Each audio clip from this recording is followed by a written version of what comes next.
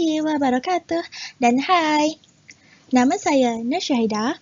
Pada video kali ini, saya dan rakan-rakan saya akan membentangkan tentang tajuk sekularisme, cabarannya terhadap budaya kehidupan beragama. Video ini adalah disediakan untuk Ustazah Dr. J. Hadijah Hamid. Ahli kumpulan kami adalah kumpulan kelima dan terdiri daripada 4 orang ahli termasuk saya, Nur Syahidah binti Uthman, Farah Fatihah binti Roslan, Nur Syafiqah Nabila binti Azwadi dan Nurul Ain Najwa binti Zakaria. Mari kita bermula dengan pengenalan sekularisme dahulu. Apakah yang dimaksudkan dengan fahaman sekularisme? Sekularisme merupakan salah satu ideologi barat yang dibawa masuk oleh British sewaktu zaman penjajahan Tanah Melayu ketika dahulu. Fahaman ini adalah berkonsepkan untuk membebaskan kerajaan daripada pengaruh agama secara total. Maka, fahaman atau falsafah ini merupakan fahaman yang menyesatkan, yakni Ghazwah al-Fiqh. Apa yang mahu diasingkan oleh sekularisme adalah mereka ingin mengelakkan campur tangan agama dalam kehidupan dunia seperti pentadbiran, ekonomi dan politik. Setiap apa yang kita lakukan pasti ada tujuan. Begitu juga dengan fahaman sekularisme ini. Terdapat 3 tujuan utama yang penting, iaitu menghilangkan usul agama politik. Fahaman ini menolak adanya perkara-perkara yang bersangkut paut dengan agama dalam politik mereka. Tujuan kedua, menghilangkan makna spiritual dalam kehidupan manusia. Mereka yang mempunyai fahaman ini akan mula menjauhkan diri daripada agama sedikit demi sedikit dan mereka berfikir mengikut logik akal sahaja tanpa berpandukan Al-Quran dan Hadis yang menjadi pegangan umat Islam. Tujuan terakhir dan yang ketiga, menghilangkan unsur-unsur agama dalam minda dan tingkah laku manusia. Mereka cuba menghilangkan amalan agama dalam diri individu yang mempercayai fahaman sekularisme ini. Wujudnya satu golongan sekularisme dalam agama Islam dan mereka mula tidak menunaikan kewajipan dalam agama seperti solat, puasa, zakat dan lain-lain lagi. Terima kasih kepada saudari Nur Syahidah binti Osman. Assalamualaikum saudara, nama saya Farah Fatihah binti Roslan dan saya akan membentangkan tajuk kajian literatur. Berikut merupakan buku yang dikarang oleh Abdul Halim Madya, iaitu beberapa masalah ummah pada tahun 1998. Maksud asal sekularisme telah disembunyikan dengan tujuan mereka hendak memanipulasi pemikiran masyarakat umum. Berikut ialah pendapat daripada penulis. Yang mana sebelum ini, maksud sekularisme ialah al-imaniyah, yang bermaksud mengangkat martabat ilmu. Al-imaniyah ni maksud yang telah dibawa oleh orang-orang sekularisme. Mereka ada agenda di sebalik penipuan tersebut. Tetapi maksud sebenar yang telah disembunyikan oleh mereka ialah al-ladiniyah, iaitu tanpa agama, dan al-aqidah iaitu tanpa akidah. Mereka telah menyembunyikan maksud sebenar daripada pengetahuan umum. Maka dengan ini mereka telah menimbulkan satu kekacauan yang sangat besar dalam agama. Seterusnya, kitab karangan Cik Yusuf bin Cik Muhammad, iaitu Perkembangan dalam Masyarakat Muslim, yang dikarya pada tahun 1998. Pada zaman dahulu lagi, beliau berpendapat negara Malaysia sudah beradaptasi dengan fahaman sekularisme kerana pengaruh jahat yang telah dibawa oleh kuasa penjajah demi mengundang kehancuran Islam di negara kita. Sebagai contoh, kita boleh tengok kuasa British yang dihubungi sebagai penjajah yang menjajah Tanah Melayu, dan mereka membawa salah satunya sistem residen dan terus diserap dalam sistem pemerintahan Tanah Melayu pada masa itu. Dengan fahaman sekularisme yang telah dibawa masuk oleh British ke dalam sistem pemerintahan, maka British ni dia mengambil peluang untuk memerintah Tanah Melayu masa tu. Jadi akibat daripada tindakan mereka, sistem raja, sistem pemerintahan masa tu dah bergolak. Pada akhirnya British telah dapat mentadbir sistem pemerintahan di Tanah Melayu. Seterusnya kita pergi kepada buku karangan Ahmadi Al-Aziz yang bertajuk Bapa Pembangunan Turki Moden, iaitu Mustafa Kemal Atatürk pada tahun 2002. Beliau berpendapat bahawa sistem pendidikan di Malaysia turut terkesan dengan penyebaran fahaman sekularisme, iaitu mereka mengangguk subjek pembelajaran agama Islam yang telah ditetapkan di semua institusi pendidikan, tidak kira peringkat. Bukan sahaja di Malaysia, malah di seluruh dunia yang bersetuskan negara Islam turut terkesan dengan perbuatan penguasa besar yang mempunyai agenda tersendiri ini. Satu contoh agenda yang dapat saya perhatikan ialah penguasa besar ini mampu dan ingin menghapuskan jati diri sebagai seorang Muslim. Berikut merupakan slide terakhir yang akan saya bentangkan, iaitu buku karya Abdul Hadi Awang yang bertajuk Islam dan Demokrasi pada tahun 2007.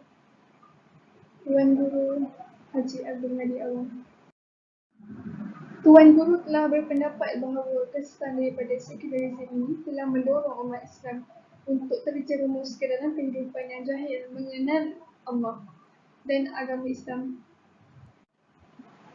Beliau juga turut berpendapat bahawa terdapat banyak kesan negatif daripada kesan positif yang telah dibawa oleh penguasa-penguasa luar yang mempunyai agenda tersendiri ini. Kesannya, masyarakat Islam telah berani mempersoalkan hal-hal agama, terutamanya hal mengenai menutup aurat, melakukan solat dan hal-hal seperti pemalasan kubur. Disebabkan kekeliruan yang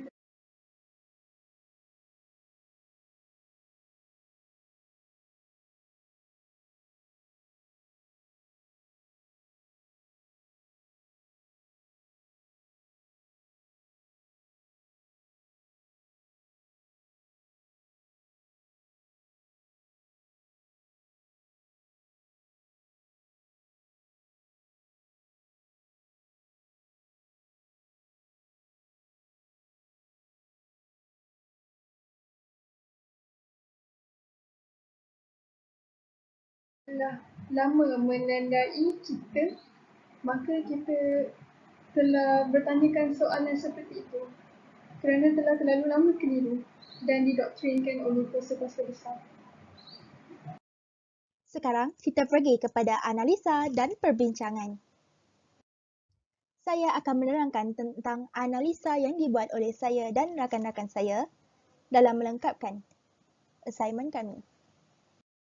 Inilah analisa yang telah dibuat oleh saya dan rakan-rakan saya, iaitu terdapat 3 perkara yang kami lihat, iaitu melalui golongan belia, cara berfikir dan golongan berilmu pengetahuan. Ayuh, mari kita lihat satu persatu. Analisa pertama yang dikaji ialah melalui golongan belia. Yakni, golongan belia merupakan golongan yang senang terpengaruh dengan ideologi buruk ini. Hal ini kerana ideologi seperti sekularisme ini lebih tertumpu kepada golongan pemangkin masa hadapan negara akan datang. Kedua, cara berfikir. Mereka yang mempunyai fahaman ini akan mula meninggalkan solat, puasa dan perkara-perkara wajib yang lain yang disuruh oleh agama mereka, yakni agama Islam. Bukan itu sahaja, mereka juga akan mula memanipulasikan otak orang lain secara tidak sengaja melalui percakapan mereka dan pemikiran mereka yang boleh menarik sesiapa sahaja yang mendengarnya. Ketiga, golongan berilmu pengetahuan. Golongan ini kebiasaannya adalah pelajar-pelajar yang dapat menuntut ilmu melanjutkan pelajaran mereka di luar negara seperti Amerika, Perancis dan negara-negara barat yang lain lagi. Hal ini kerana apabila mereka menjejakkan kaki di bumi barat itu, mereka mula untuk menuntut ilmu dalam bidang yang mereka ceburi. Tetapi bukan itu sahaja, mereka juga akan mula didedahkan dengan ideologi-ideologi dan agama-agama baru yang bertapak di negara barat itu. Ini menyebabkan mereka mula mendalami ilmu agama bukan kerana Allah Subhanahu Wa Taala. Mereka juga merasakan ilmu yang diperoleh adalah lebih hebat berbanding agama Islam yang mereka anuti. Assalamualaikum dan terima kasih kepada saudari Farah Fatihah. Saya Nur Aina Jafeti Zakaria. Nombor matrik saya 2020-839-196. Dan sekarang saya akan membentangkan topik seterusnya iaitu perbincangan. Sekarang kita akan membincangkan tentang cabaran penyebaran sekularisme. Terdapat 3 cara penyebaran. Yang pertama melalui pendidikan. Golongan sekular ini menyekat pendidikan secara material dan moral. Ini menyebabkan umat Islam jauh daripada penekanan agama. Ia juga menyebabkan terjadinya pelekahan jawatan guru agama antara dengan guru subjek lain. Yang kedua melalui undang-undang. Golongan sekular ini menjauhkan Islam dari kuasa pemerintahan kerana mereka menginginkan agama Islam menjadi agama sekular. Ia juga berlaku disebabkan undang-undang Islam tidak dijadikan rujukan ketika penyelesaian masalah. Yang terakhir ialah melalui media massa, di mana mereka menyiarkan program yang tidak berilmiah kepada semua manusia disebabkan media massa yang menjadi platform utama untuk para manusia pada zaman sekarang. Sekarang kita akan membicarakan tentang faktor berlakunya sekularisme. Ia berlaku disebabkan oleh keangkuhan golongan pederi dalam persoalan agama, di mana pederi-pederi gereja ini mempunyai hubungan batin dengan Allah. Mereka juga mengatakan pederi-pederi ini mempunyai kuasa rohani kepada manusia, iaitu perantaraan manusia dengan Allah. Yang kedua ialah sistem residen, di mana British memperkenalkan sistem residen selepas Perjanjian Pangkor 1874, iaitu dasar pemisahan pemerintahan dan pentadbiran dari Raja dan Sultan. Yang terakhir iaitu langkah mengatasi sekularisme. Yang pertama ialah kefahaman Islam yang jelas melalui Al-Quran dan Sunnah. Setiap umat Islam perlu mempelajari kembali ajaran Islam untuk mengetahui lebih dalam kewajipan sebagai seorang Muslim. Yang kedua ialah memantapkan akal fikiran dan setiap umat Islam perlu berfikiran secara rasional. Yang ketiga ialah undang-undang dan syariat Islam, iaitu di mana negara perlu menjatuhkan hukuman kepada pesalah-pesalah dengan menggunakan undang-undang yang relevan. Akhir sekali ialah mengadakan program yang dapat mengembalikan kesejahteraan Islam. Contohnya, ilmuwan Islam mengadakan kelas pengajian agama untuk membantu umat Islam yang lemah dalam bab-bab agama, untuk mereka menjadi seorang umat yang lebih patuh kepada perintah Allah dan menjauhi larangannya. Terima kasih kepada saudari Nur Aina Najwa di atas pembentangannya sebentar tadi. Jadi di sini saya Nur Syafiqah Nabila binti Azwadi dan nombor matrik saya 2020488212 akan membentangkan bagi tajuk yang seterusnya iaitu etika. Jadi seterusnya ialah etika. Apakah itu etika? Etika bermaksud sifat atau sikap atau perbuatan seseorang. Atau dalam Islam kita memanggil etika ini adalah akhlak. Jadi dalam topik ini, apakah maksud etika dan apakah etika golongan yang mempunyai pemahaman dan pemikiran sekularisme? Jadi di sini terdapat ciri-ciri mereka yang mempunyai pemahaman sekularisme. Yang pertama ialah mereka menolak agama dalam kehidupan. Contohnya, mereka menganggap bahawa agama tiada kena-mengena dengan kehidupan mereka di dunia dan mereka menganggap bahawa agama ini sudah jauh ketinggalan zaman. Dan mereka menganggap bahawa jika adanya agama, maka negara mereka tidak akan mempunyai sebarang kemajuan. Seterusnya ialah golongan ini juga memiliki sifat dualism. Sifat ini mereka memisahkan kehidupan manusia di dunia dan kehidupan beragama. Sebagai contoh, mereka mempelajari ilmu sains. Tetapi mereka menganggap bahawa ilmu yang mereka pelajari itu tidak berkaitan dengan agama dan Tuhan. Sebagai orang Islam, kita mempunyai kepercayaan bahawa setiap apa yang kita lakukan ini mempunyai berkaitan dengan agama dan Tuhan. Kerana apa yang kita lakukan di dunia ini akan dihisap di akhirat kelak. Seterusnya ialah golongan yang mempunyai pemikiran sekularisme ini juga mereka mengutamakan akal rasional dan logik akal dalam sesebuah pemikiran. Sebagai contoh, mereka hanya mempercayai apa yang dapat difikirkan oleh logik akal mereka dan apa yang dapat dilihat oleh mata kasar mereka. Sebagai contoh, mereka tidak mempercayai bahawa adanya Tuhan yang mencipta kita kerana bagi mereka, Tuhan itu tidak dapat dilihat dan tidak dapat dirasa. Jadi mereka menganggap bahawa Tuhan itu tidak wujud. Jadi di sini ia menunjukkan bahawa golongan sekularisme ini hanya mempercayai apa yang dapat difikiri oleh akal rasional dan logik akal mereka sahaja. Jadi, akhir sekali saya akan membentangkan tentang kesimpulan tentang isu sekularisme yang berlaku di negara kita. Jadi, kesimpulannya, sekularisme ini adalah agenda dari Barat untuk menghancurkan dan melemahkan pemikiran umat Islam.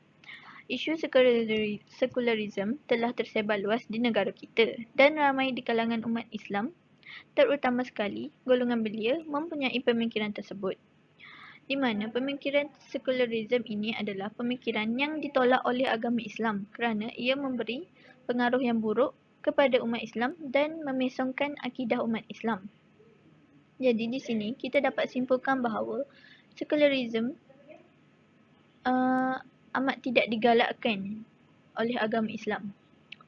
Maka sebelum pengaruh pemikiran sekularisme ini mempengaruhi golongan belia dan golongan dewasa di negara kita, kita perlulah bertindak segera untuk menghalang mereka daripada mempunyai pemikiran tersebut.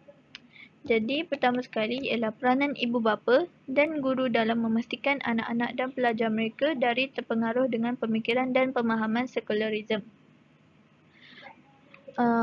Pada masa kini, golongan belia telah didedahkan dengan gadget dan melalui gadget mereka mudah terpengaruh dengan isu-isu yang berlaku dan dengan isu yang dapat merosakkan pemikiran mereka.